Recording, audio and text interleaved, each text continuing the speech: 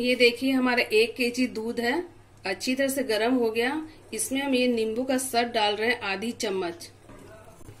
ये देखिए हमारा एकदम दूध फट गया है। इसको अब हम छान लेते हैं और ठंडा करते हैं।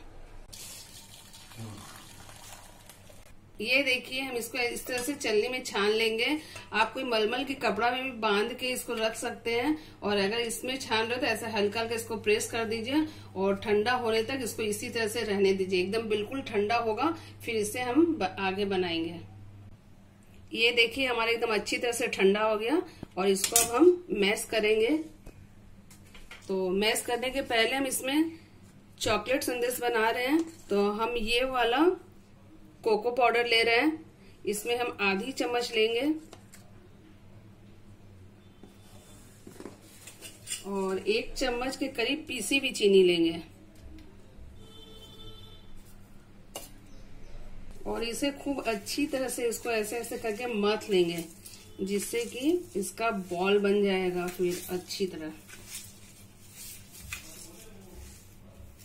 ये देखिए हम इसको बहुत अच्छी तरह से ऐसे ऐसे मैश करेंगे। आप इस तरह से भी हाथ से कर सकते हैं, और फिर उसके बाद एकदम स्मूथ हो जाएगा, अच्छी तरह से बनने लायक हो जाएगा।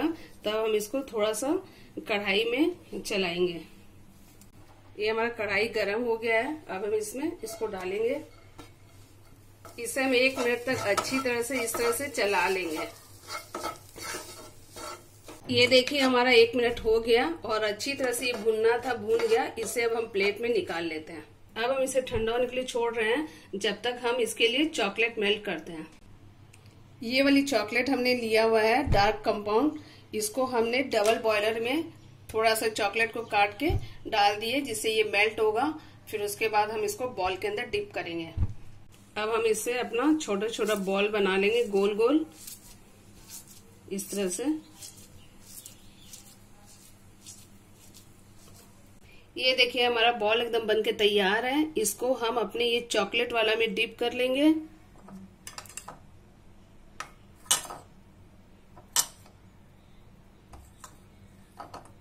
और इसको इस तरह से निकाल के कोई भी जाली हो उसके ऊपर आप रख दें, जिससे इसका एक्स्ट्रा चॉकलेट निकल जाएगा।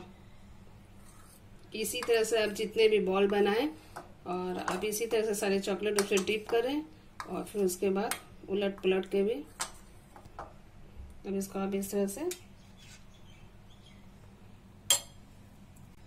आइए इसे हम थोड़ा सा गार्निश कर लें, जिससे ये देखने में बहुत सुंदर लगेगा। अगर आपके पास ड्राई फ्रूट्स है तो आप ड्राई फ्रूट से कर लें, या चोको चिप्स है तो चोको चिप्स से कर लें, जैम से तो जैम से कर लें, कोई चीज से भी कर लें। ये खाने में बहुत मजेदार लगने वाला है, देखने में भी बहुत अच्छा लगता है। ये देखिए हमारे पास व्हाइट वाला चोको चिप्स था, उससे भी हम कर ले रहे हैं, सिर्फ आपको बताने और दिखाने के लिए। इसको आपको फ्रीजर में या फ्रिज में रखने का भी कोई जरूरत नहीं है। अच्छी तरह से ठंडा हो जाए उसके बाद ही आप फ्रिज में रखना। ये हमारे पास कलर बॉल भी था, छोटू के ऊपर हम कलर बॉल डाल दे रहे हैं।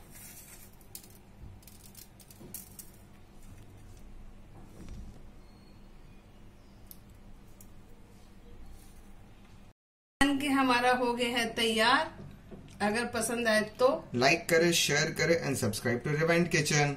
Thank you.